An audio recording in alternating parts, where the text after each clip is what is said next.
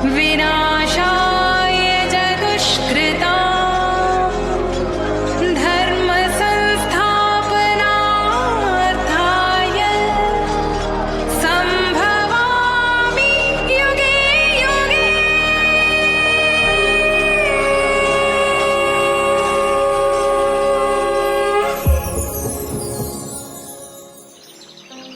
भगवत गीता का व्यापक प्रकाशन और पठन होता रहा है, किंतु मूलतः यह संस्कृत महाकाव्य महाभारत की एक उपकथा के रूप में प्राप्त है। महाभारत में वर्तमान कलयुग तक की घटनाओं का विवरण मिलता है। इसी युग के प्रारंभ में आज से लगभग 5000 वर्ष पूर्व भगवान श्री कृष्ण ने अपने मित्र तथा भक्त अर्जुन को भगवत गीता का उपदेश दिया था। उनकी यह वार्ता, जो मानव इतिहास की सबसे महान धार्मिक वार्ताओं में से एक है, उस महायुद्ध के शुभारंभ के पूर्व हुई, जो धृतराष्ट्र के 100 पुत्रों तथा उनके चचेरे भाई पांडवों के बीच होने वाला घातक संघर्ष था। धृतराष्ट्र तथा पांडु भाई भाई थे, जिनका जन्म कुरु वंश में हुआ था और वे राजा भरत के वंशज थे, जिनके नाम पर ही महाभारत नाम पड़ा, क्योंकि बड़ा भाई धृतराष्ट्र जन्म से अंधा था, जिस कारण राज सिंहासन उसे न मिलकर छोटे भाई पांडु को मिला। इस वजह से धृतराष्ट्र के पुत्र, प्रमुख रूप से सबसे बड़ा पुत्र दुर्योधन, पांडवों से घृणा और ईर्ष्या करता था।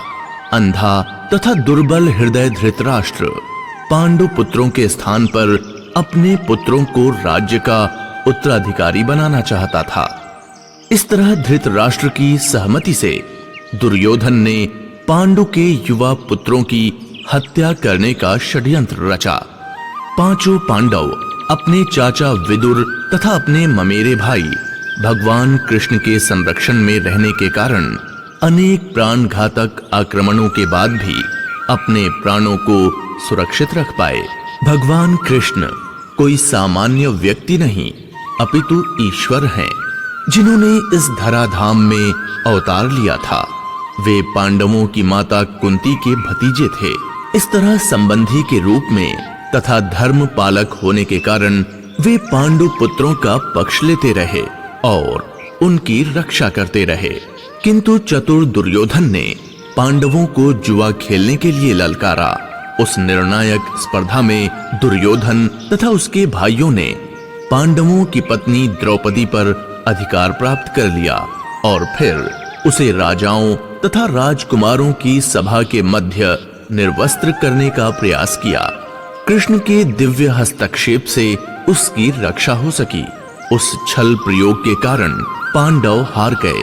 उन्हें अपने राज्य से वंचित होना पड़ा और 13 वर्ष तक वनवास के लिए जाना पड़ा। वनवास से लौटकर पांडवों ने दुर्योधन से अपना राज्य मांगा, किंतु उसने देने से इनकार कर दिया। क्षत्रियों के कर्तव्य को पूर्ण करने के लिए पांचों पांडवों ने अंत में अपना पूरा राज्य न मांगकर केवल 5 गांवों की मांग रखी। किंतु दुर्योधन सुई की नोक भर भी भूमि देने के लिए सहमत नहीं हुआ। अभी तक तो पांडव सहनशील बने रहे, लेकिन अब उनके लिए युद्ध करना आवश्यक हो गया। विश्व भर के राजकुमारों में से कुछ धृतराष्ट्र के पुत्रों के पक्ष में थे तो कुछ पांडवों के पक्ष में। उस समय कृष्ण स्वयं पांडवों के संदेशवाहक बनकर शांति का संदेश लेकर धृतराष्ट्र की राजसभा में गए। जब उनकी याचना अस्वीकृत हो गई तो युद्ध निश्चित था। पांचों पांडवों ने कृष्ण को भगवान के रूप में स्वीकार कर लिया, किंतु धृतराष्ट्र के दुष्ट पुत्र उन्हें नहीं समझ पाए थे। तथापि कृष्ण ने विपक्षियों की इच्छानुसार ही युद्ध में सम्मिलित होने का प्रस्ताव रखा। ईश्वर के रूप में वे युद्ध नहीं करना चाहते थे, किंतु जो भी उनकी सेना का उपयोग करना चाहे कर सकता था। प्रतिबंध ये था कि एक ओर कृष्ण की संपूर्ण सेना होगी तथा दूसरी ओर वे स्वयं एक सहायक के रूप में उपस्थित रहेंगे। राजनीति के कुशल दुर्योधन ने आतुरता से कृष्ण की सेना झपट ली। जबकि पांडवों ने कृष्ण को उतनी ही आतुरता से ग्रहण किया। इस प्रकार कृष्ण अर्जुन के सारथी बने और उन्होंने रथ हाँकना स्वीकार किया। इस तरह हम उस बिंदु तक पहुंच जाते हैं जहां से भगवत गीता का शुभारंभ होता है। दोनों ओर से सेनाएं युद्ध के लिए तैयार खड़ी हैं और धृतराष्ट्र अपने सचिव संजय से पूछ रहा है कि उन सेनाओं ने क्या किया। धृतराष्ट्र ने कहा, हे संजय, धर्मभूमि कुरुक्षेत्र में युद्ध की इच्छा से एकत्र हुए मेरे तथा पांडु के पुत्रों ने क्या किया? संजय ने कहा, हे राजन, पांडु पुत्रों द्वारा सेना की व्यूह रचना देखकर राजा दुर्योधन अपने गुरु के पास गया और उसने ये शब्द कहे, हे आचार्य, पांडु पुत्रों की विशाल सेना को देखें, जिसे आपके बुद्धिमान शिष्य द्रुपद के पुत्र ने इतने कौशल से व्यवस्थित किया है। इस सेना में भीम तथा अर्जुन के समान युद्ध करने वाले अनेक वीर हैं। यथा महारथी युयुधान, विराट तथा द्रुपद, इनके साथ ही धृष्टकेतु, चेकितान, काशीराज, पुरुजित, कुंतीभोज तथा शैब्य जैसे महान शक्तिशाली योद्धा भी हैं। पराक्रमी युधामन्यु, अत्यंत शक्तिशाली उत्तमौजा, सुभद्रा का पुत्र तथा द्रौपदी के पुत्र, ये सभी महारथी हैं। किंतु हे ब्राह्मण श्रेष्ठ, आपकी सूचना के लिए मैं अपनी सेना के उन नायकों के विषय में बताना चाहूंगा जो मेरी सेना को संचालित करने में विशेष रूप से निपुण हैं। मेरी सेना में स्वयं आप, भीष्म, कर्ण, कृपाचार्य, अश्वत्थामा, विकर्ण तथा सोमदत्त का पुत्र भूरिश्रवा आदि हैं, जो युद्ध में सदैव विजयी रहे हैं। हम सब पितामह द्वारा भली भांति संरक्षित हैं, जबकि पांडवों की शक्ति भीम द्वारा भली भांति संरक्षित होकर भी सीमित है। तब पितामह ने सिंह गर्जना की सी ध्वनि करने वाले अपने शंख को उच्च स्वर से बजाया, जिससे दुर्योधन को हर्ष हुआ। तत्पश्चात शंख, नगाड़े, बिगुल एक साथ बज उठे। दूसरी ओर से विशाल रथ पर आसीन कृष्ण तथा अर्जुन ने अपने अपने दिव्य शंख बजाए। उस समय हनुमान से अंकित ध्वजा लगे रथ पर आसीन पांडुपुत्र अर्जुन अपना धनुष उठाकर तीर चलाने के लिए उद्यत हुआ। धृतराष्ट्र के पुत्रों को व्यूह में खड़ा देखकर अर्जुन ने श्री कृष्ण से ये वचन कहे। अर्जुन ने कहा, कृपया करके मेरा रथ दोनों सेनाओं के बीच में ले चलें, जिससे मैं यहाँ युद्ध की अभिलाषा रखने वालों को और शस्त्रों की इस महान परीक्षा में जिनसे मुझे संघर्ष करना है उन्हें देख सकूं। मुझे उन लोगों को देखने दीजिए जो यहाँ पर दुर्योधन को प्रसन्न करने की इच्छा से लड़ने के लिए आए हुए हैं। संजय ने कहा, अर्जुन द्वारा इस प्रकार संबोधित किए जाने पर भगवान कृष्ण ने दोनों दलों के बीच में रथ को लाकर खड़ा कर दिया। भीष्म, द्रोण तथा विश्व भर के अन्य समस्त राजाओं के सामने भगवान ने कहा कि हे पार्थ, यहाँ पर एकत्र सारे कुरुओं को देखो।